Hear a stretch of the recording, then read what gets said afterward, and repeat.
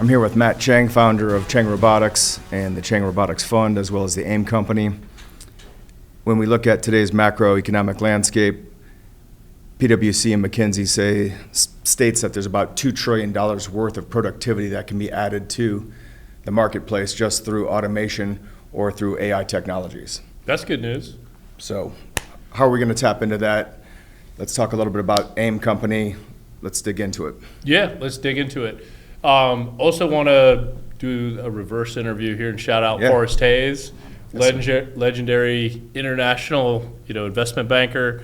And then you've gone entrepreneurial for the past couple of years and joined Fund Launch as a GP and then also Chang Robotics Fund as a GP. It's our biggest honor to have you. Thank you. Yeah. Appreciate it, yeah. Hopefully our work means something, so let's see if we can put it together here. Absolutely. Yeah, so when we think about kind of the locked up potential that we have in the U.S., we really have focused our investment as a country in things like SaaS, building out the internet, intellectual property and research, services economy. Those are areas the U.S. is a clear leader. Right. We now know 2025 is a great time to look. Other countries have poured that into industrialization. And when you travel to those other countries, they are in many cases far ahead of us in terms of automation in both manufacturing and the supply chain. So I think for us, that $2 trillion is really just catching up. The roadmap is there, the answer is obvious. It's just a question of getting our corporations focused and then let's go do it. Absolutely. And what are some of the companies that you've seen that you've incubated over the past, call it 3 to 4 years, that have some of the emerging technologies that are going into the fund as investments, as portcos? Yeah, one of my favorites is Cure Robotics. Cure Robotics is a automated and autonomous hospital operations system. It's a robotic system, and it basically gives every nurse in the hospital a helper robot. Right. So I think that's a huge area that we can just unlock productivity. We start everything with engineering. As you know, I'm a professional engineer, but the audience may not know that. So we start with the numbers, we study that before we solve the problem. What we learned in hospitals is that nurses spend up to 40% of their time not nursing, but going to get stuff, to fetch stuff. So Cure Robotics solves that. It brings the items that a nurse needs in the patient room right to them, and it does it on a time scale that beats Amazon. Cure Robotics is on 90-second prime right now, and it's working according to expectations, and we have a 96% nurse approval rating. Right. So that's a company we've been investing money and human capital into, and now it's right on the verge of being able to solve healthcare issues at a national scale.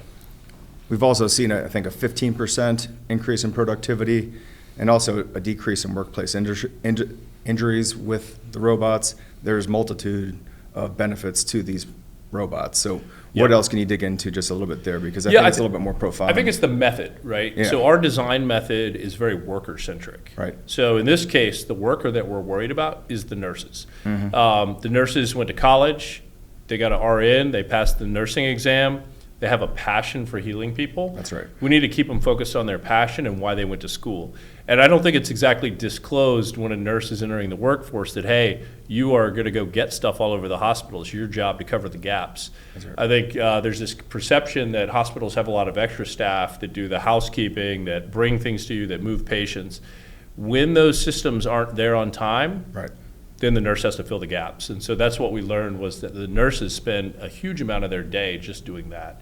That running around and that pushing patient beds, those sort of things, that comes with a physical cost. Right. Nurses are very often smaller in stature. They don't all get to be built like you and I, right? And so all that running around in the day wears them down. It leads to burnout. Imagine trying to pull an extended shift or a double shift under those conditions. Right. You're running around on hard concrete floors.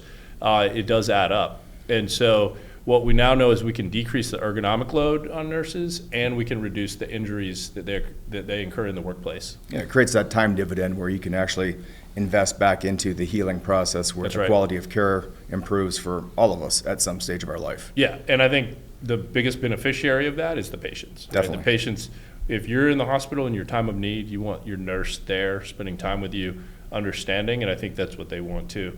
So using technology in this way, it's a common workplace. I think everyone in the audience has been to a hospital. Right.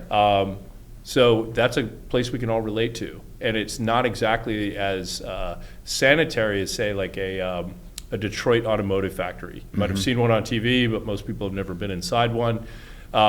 You can picture robots there and how they work. Now we're bringing robotics and AI to the everyday workplace.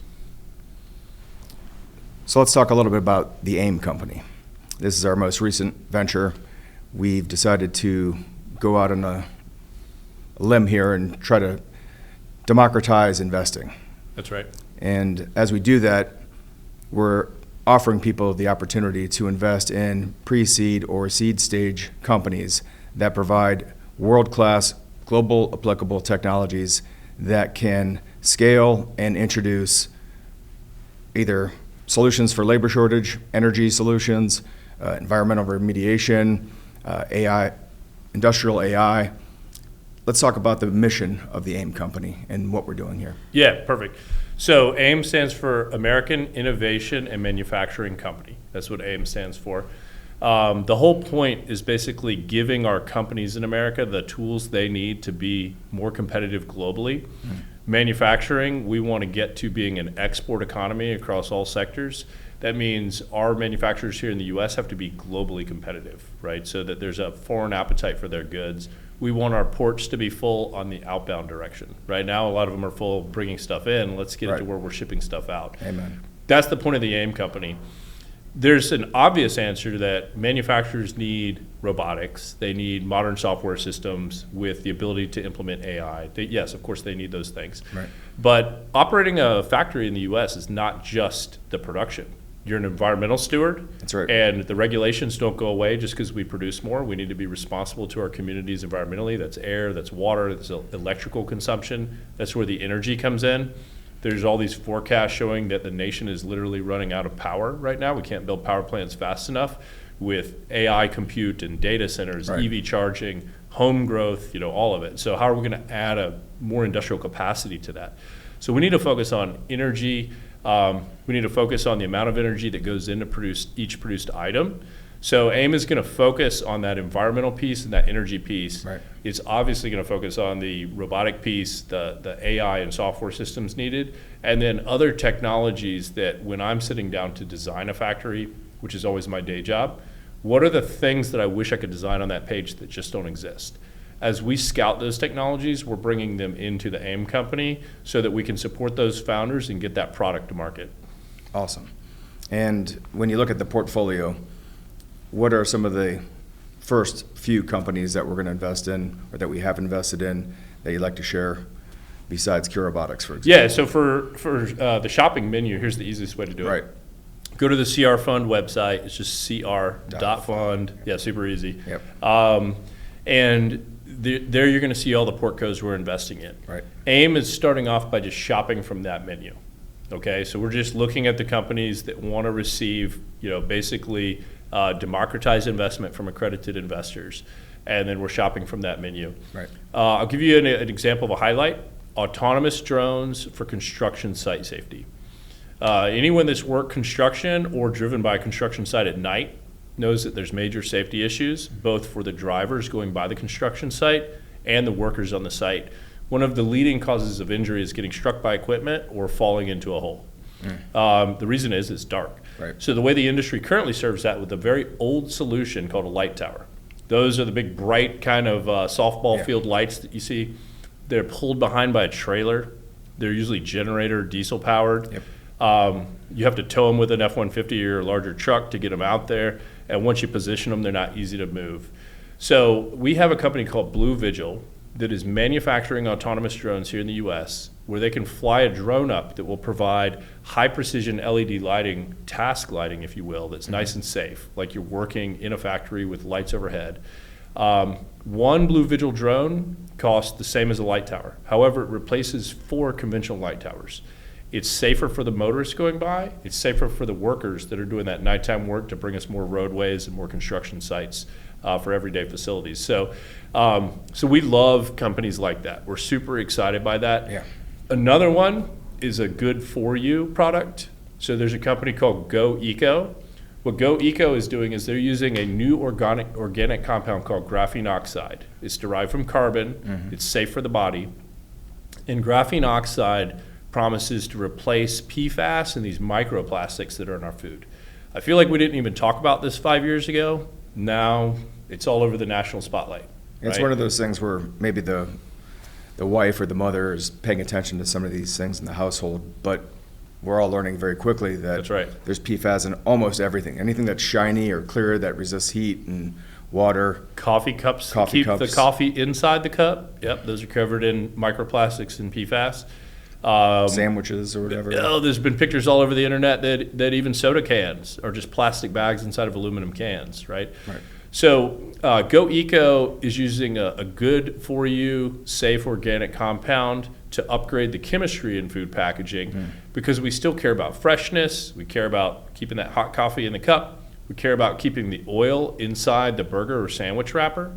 Those are all critical things. We don't want it in our laps, right? So the performance test here is, what I like to joke is, put some watermelon on a paper plate, put some fried chicken on a paper plate at a picnic, go play a game of bocce ball or something, come back, is it still in the plate, right? And if that's the case, which we've proven with GoECO that it works, then it belongs in the food packaging that we use in our everyday life.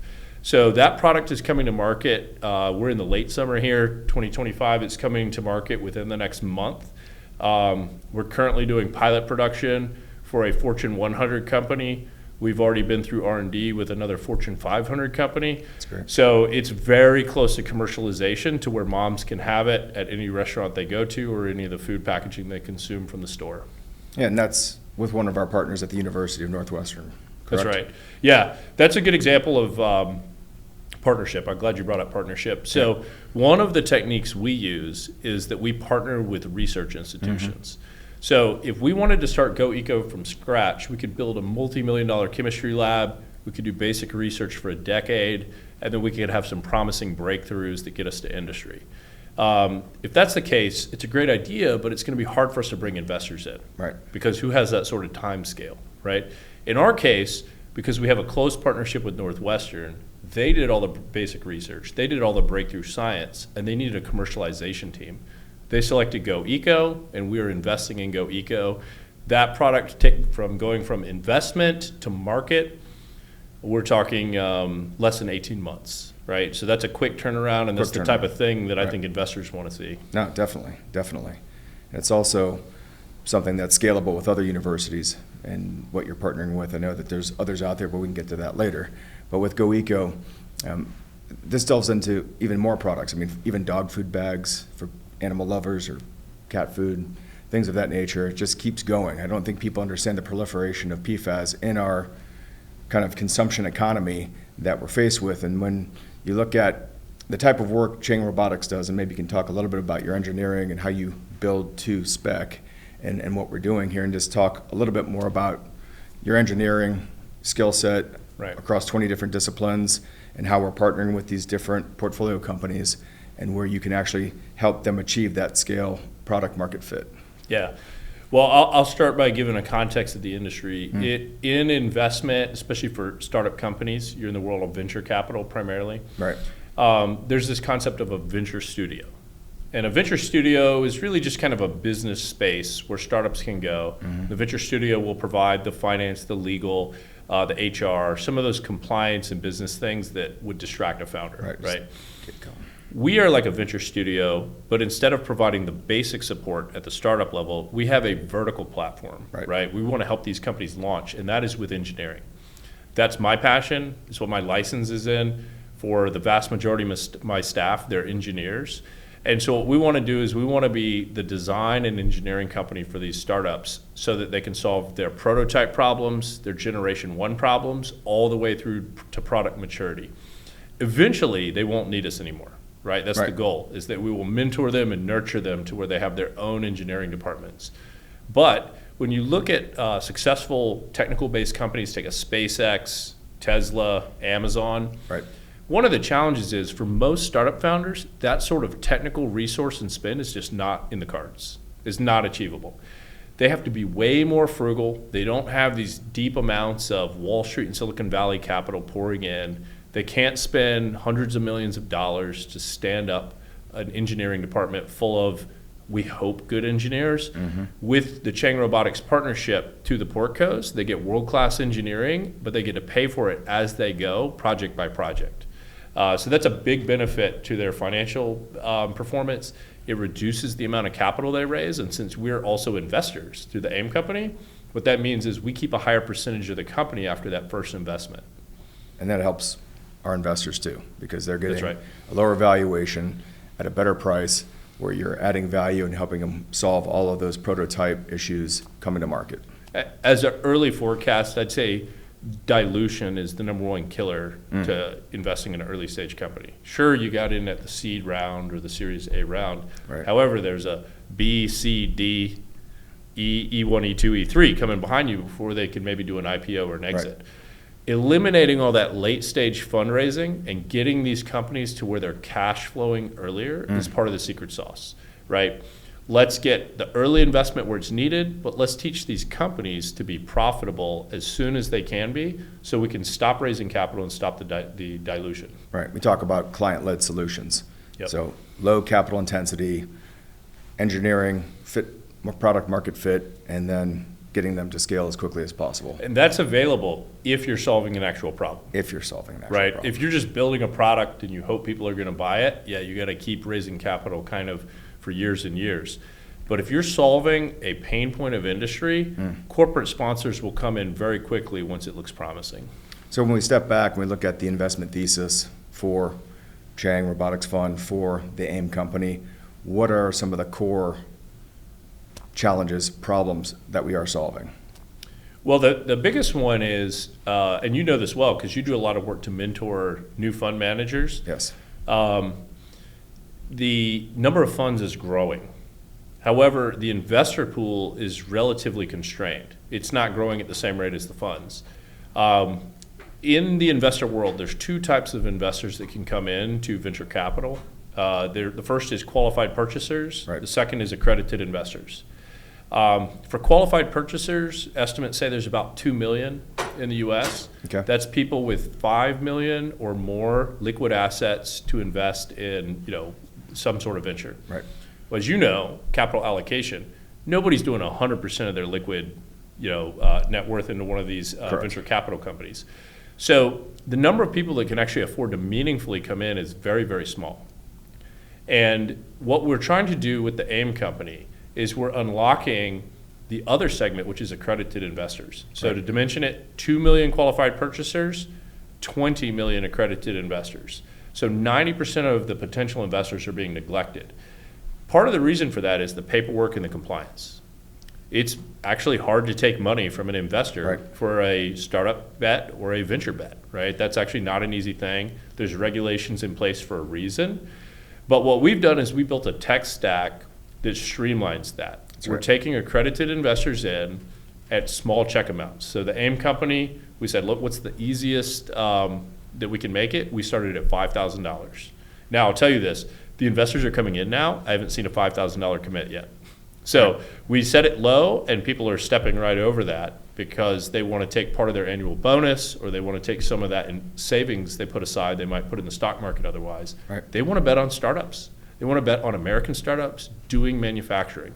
So that's basically what the AIM company is all about. We're unlocking that accredited investor pool. As you know, you were in there with me. It was a heavy lift to get it done. We had to figure out the tech, the compliance, and all those sort of things. But at the end of the day, we're operating as a licensed venture capital company, registered with the SEC, and we're able to take small checks. And I think we're the first in the country that can do that. That's right. And it's a 506C, so we can advertise, talk about it on podcasts, LinkedIn, other social media platforms on That's X. Right. And I guess for some of our audience, they may not know what an accredited investor is. So basically, there's a couple different criteria that are defined in the regulation that says, at a minimum, it's $200,000, or if you're married, $300,000 for 2 years in a row with the anticipation that you'll continue that going forward.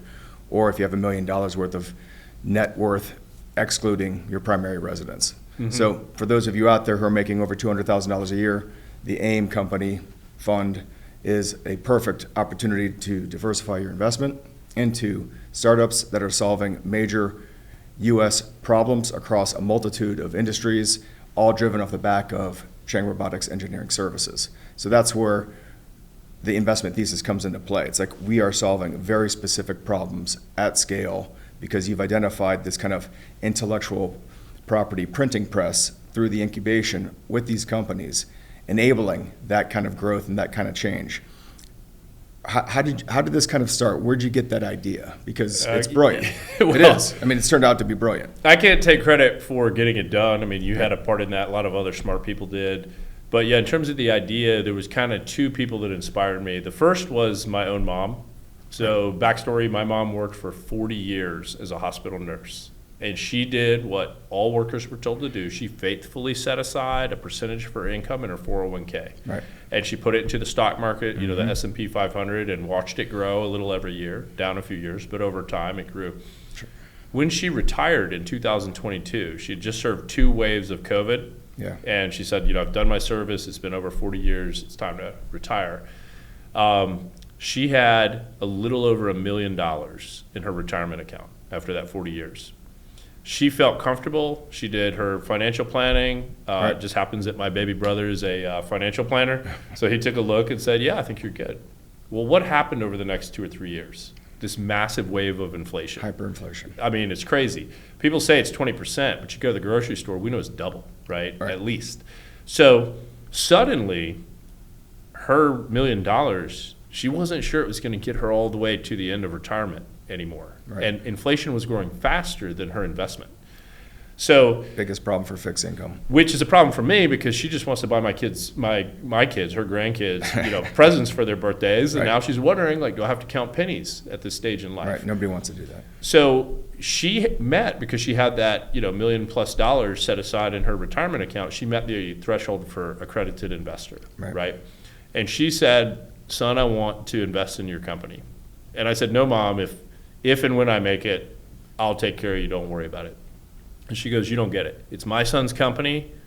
I'm able to do this. I'm accredited. I'm writing a check. Give me the place where I can put the money. So, yes, ma'am. You know. Right. So, so people like her inspired me that, hey, she's, Right. you know, barely meeting the threshold, but she does after 40 years of hard work in a trade. Another one was a TV host in Jacksonville, really smart guy. He makes it his business to try to interview the innovators and the troublemakers and the business entrepreneurs. Disruptors, yeah. The people out there doing something. Right. And when he heard about it, he goes, man, this is incredible. I'd like to invest. Can you send me the information? Well, at that point in time, he told me how much, and it was about $25,000 that was about the number he had in mind. And I said, look, man, that's going to be tough because, you know, as a venture capital company, we've got minimums, we got we got to protect our cap table. And I thought to myself, how silly is it that I go on somebody's TV show? He offers me $25,000 investment, and I sound like a jerk saying no. There's something wrong with the system if that's how it's built. Right. And that is the way it's built, all across Silicon Valley and Wall Street. So I said, you know, we got to solve this. And that's when we got all the teams together. We huddled up. We said, how can we fix this? And we came up with a solution. That solution is called AIM Company. Mm-hmm. That same gentleman is taking that $25K and deploying it into the AIM Company.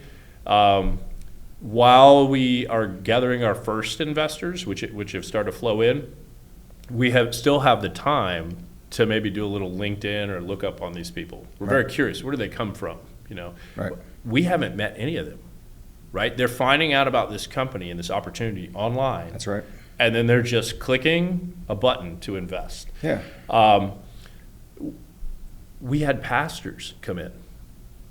I mean, how cool is that? Very Think cool. about that. We have a nation full of people serving the community in pastoral roles. They don't have an opportunity to invest in startups, but they do now. We've had people that we have no first or second LinkedIn connections to. Mm-hmm. I mean, we just don't know these people at all. Right. And they're clicking to invest. You know, we'll probably slow down on that as the number gets larger and larger, right? But for the first few, we were very curious. Who are these people?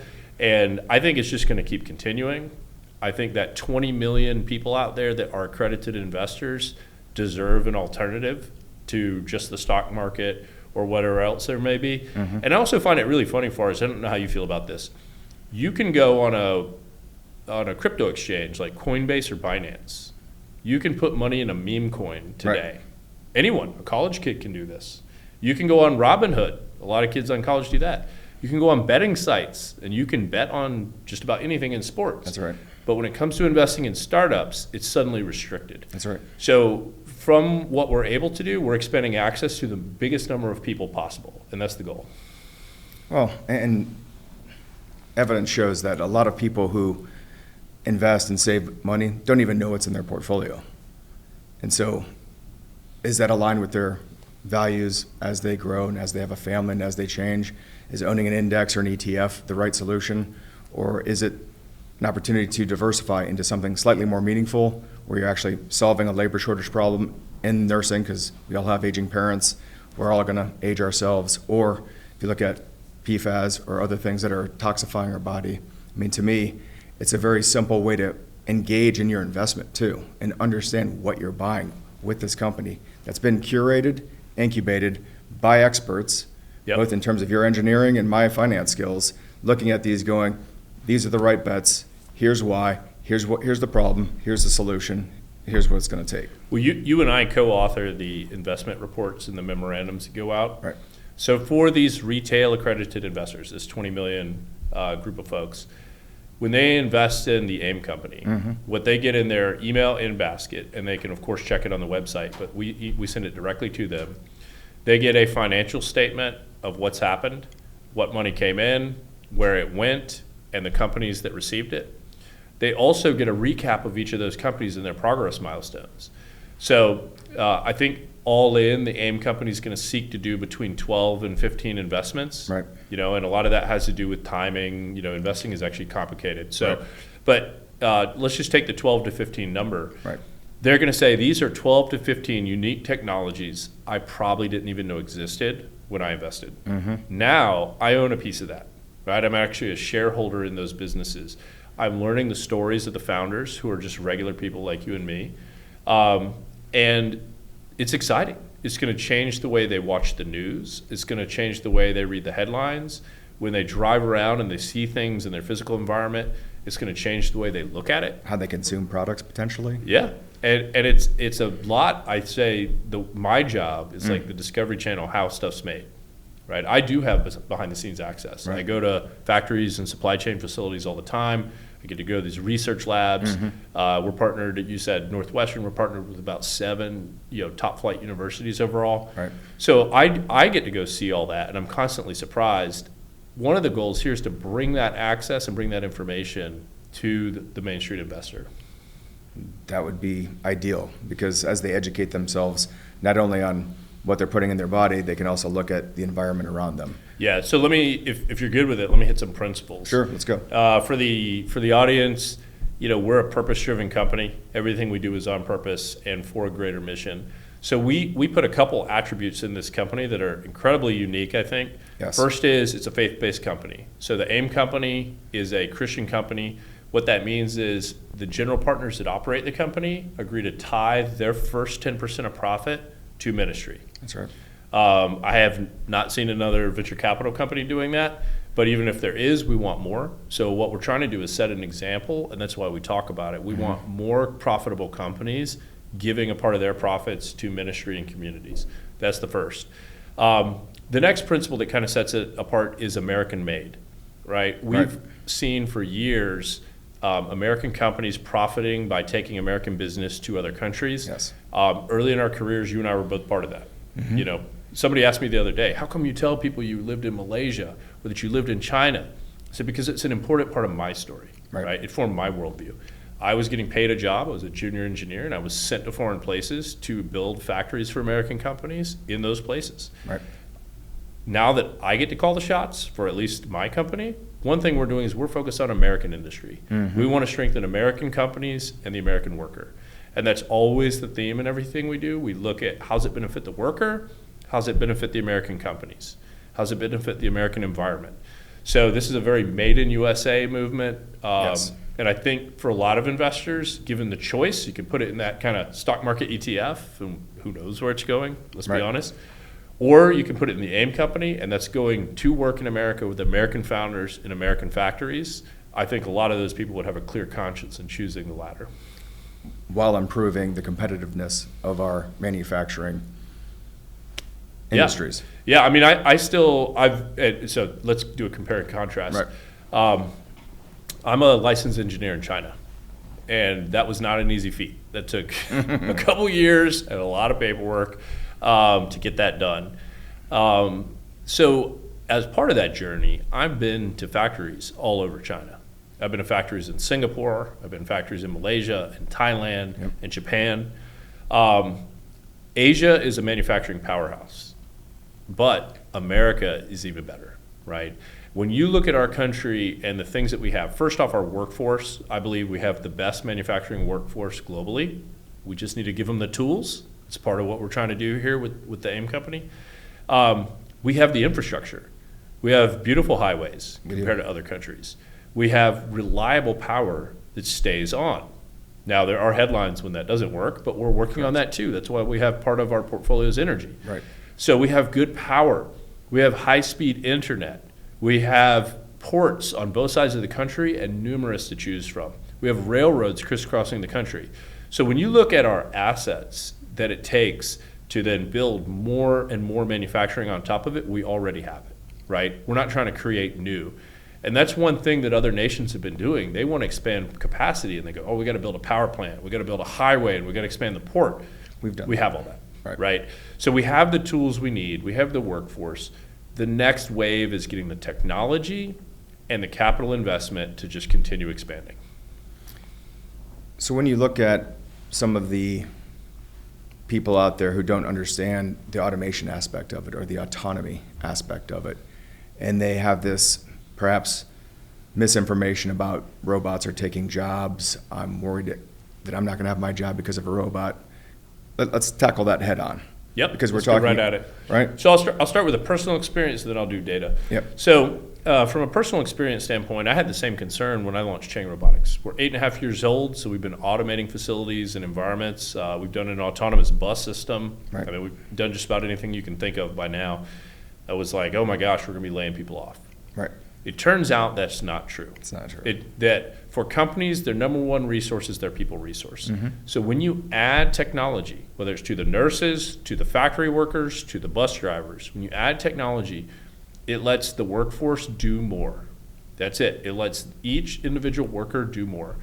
So with all that tech that we've added to Fortune 500s and the like, I've never seen a layoff in 8.5 years automating numerous industries. What always happens is that company takes that locked up productivity, and that was that $2 trillion you cited at the beginning. Right. That productivity's been unlocked. They produce more product. They might lower their prices. Wouldn't that be good for inflation, to lower some prices? We need it. They move product faster. How do you think this e-commerce thing has gotten better and better and better every year? And so that's what my experience is, that I've only seen companies take that extra productivity and then use it to be more competitive in the marketplace and globally. Now, what's the data say? Right. Okay, here's what the data says. Since the beginning of the Trump administration, 1.6 million illegal immigrants have left the workforce. There's some estimates put out by the White House that the amount of self-deportations is at 1 million and higher. But let's just focus on the workforce. It's 1.6 million, and that data is incomplete. That just goes up through about a month ago. Right. So we're waiting on the next data drop.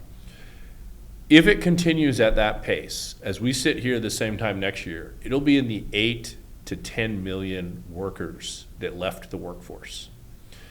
That is a huge opportunity for the American worker and the middle class, right? There's, I spend a lot of time online and places like Twitter having dialogue, and one of the things people are really concerned about is the death of the middle class.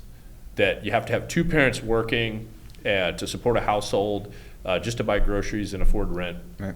People can't afford homes, right? That's true. a fear that's everywhere. You have college-age kids. You have that same fear, I bet, right? Mm-hmm. Will my kids be able to get in the workforce and live on their own, or are they coming back to the basement, right? So when we think about what can we do as we equip American industry, what we're really doing is providing opportunity for those good-paying jobs. If I have a factory in a town, chances are it's a major employer. Right. I can't just add another factory in that town. There's not going to be enough workers to do both. Right. Unless both factories are highly automated, in which case both factories have better paid workforce, better skilled workforce. The workers there can, for the first time, have a LinkedIn account right? Because you have a degree in mechatronics, you might have a completion certificate from Chang Robotics. Right. We're going to give them numerous new skills in programming, troubleshooting, maintenance. So I think it's a big opportunity. We have to automate because our competition is automating. Mm-hmm. China is adding more robots than the rest of the world combined each year. Germany doesn't have many robots to add because they're already fully automated, right? So when we look at our competition, part of it is catching up. The other part is giving the workforce the tools they need. Definitely. And if you've been, to industrial sites, one of the things a lot of these jobs are really not adding purpose to a person's life. If your job is to pick up a box and move it from here to there, Right. that's something a robot could do. We want the human using that God-given ability to troubleshoot, to understand complex things and what's happening, customer service calls, quality calls. And in my mind, that's what all of our workforce should be doing, is really adding value, not just breaking their backs. Amen. Amen. So let's talk a little bit more about a community. We keep hearing that word throughout, but let's step back a little bit and take a look at some of the work that you're doing in Jacksonville, for example, and then maybe we can parlay that into or dovetail that into what some of the other portfolio companies are helping and doing in their communities, like REA, for example. So let's just start stepping back. Jacksonville next week. Yeah. Next week, we're hosting the third annual Jacksonville Venture Competition. Mm-hmm. That's an event that the city leadership asked me several years back, hey, Matt, can you try to figure out how to do venture capital in the city? We didn't have any. And a lot of cities don't have any. They don't. So, that started off as having a conference. We recruited a regional venture capital company to set up a satellite office in Jacksonville. That was our big win. Right. We had it the following year. We got even better startups. We got participation from the NFL came in, and the Jaguars partnered with us. Now we're having it for the third year, and we have city government, and we've added the PGA Tour and Bank of America to it. So we're starting to get that kind of critical mass where large organizations realize what we're doing is good for the community. It makes Jacksonville a more exciting place to live. Now, we also have a lot of graduates of the JVC, is what we call it. So we have right now 12 companies have graduated. They've been through. They made the main stage, and then 2 of them won. So there's one winner each year. What we learned is, of all the companies that made it to stage, over 70% got funded. Well, how can that be if there's only one winner, right? It's because people in the audience are investors too. That's right. Yeah. And so people in the audience resonated with a founder and their pitch and said, that's so cool, I want to be involved. Tracked them down after they got off stage and ended up writing them a check. Awesome. I've done 3 of the companies myself where I just I felt so strongly about it that I was like, that's so cool. And I say, hey, look, is there some way I can write you a check and join your company? So that is just a huge success story. Now, what makes this year a little different, it's a full week. So now we have the Jacksonville Technology Festival, Jax Tech Fest. So it's going to take the entire week, August 25th to 29th. We've partnered with city government. We've partnered with TEDx. We've partnered with 2 of our local universities, JU and UNF. We've partnered with our tech club. We've partnered with our Chamber of Commerce. So it's a big tent philosophy to pull everyone together. The grand prize has increased, and it's going up to $1 million this year. Could be more for a compelling case. Right. But we've increased that to continue bringing in more high quality startups. And here's the best part: 100% Jacksonville companies this time. Okay. Previously, we've allowed contestants from as far as Charlotte, Atlanta, and Tampa to make sure we had the right caliber of investment grade companies. Right. We filled the whole slate this year just in Jacksonville, That's and great. we ended up turning away about 80% of the applicants. Wow. So really high caliber companies, space tech, med tech, sports tech, fintech, all coming to stage. So I'm super excited, and I put this out online just because I didn't want people to think that I knew what was going to happen. I'm not a judge, right? My venture capital company is helping to sponsor and underwriting some of the purse. I'm not a judge. I'm the MC. I want to introduce these companies. I want to get to know the founders. A group of professional investors, and I think you know a few of them, are going to be sitting on the judges panel. They're going to choose. And I'll tell you what, when I watch these guys, I really want to invest in all of them. I know. So I'm like the worst judge because I sit there and I'm like, oh, that's such a good idea. So cool. It's better to let the pros do it, right? For me, I just want to do the ecosystem building. That's one example of what we're doing in Jacksonville. Very cool. Love it. All right, I know we're running short on time. I want to do kind of a speed round with you. Yeah. So I'd like to kind of pick your brain on a few things, and I'm sure people in the audience would like to hear this. So ask you 5 quick questions. First one, what is the number one most overhyped technology out there today? AI.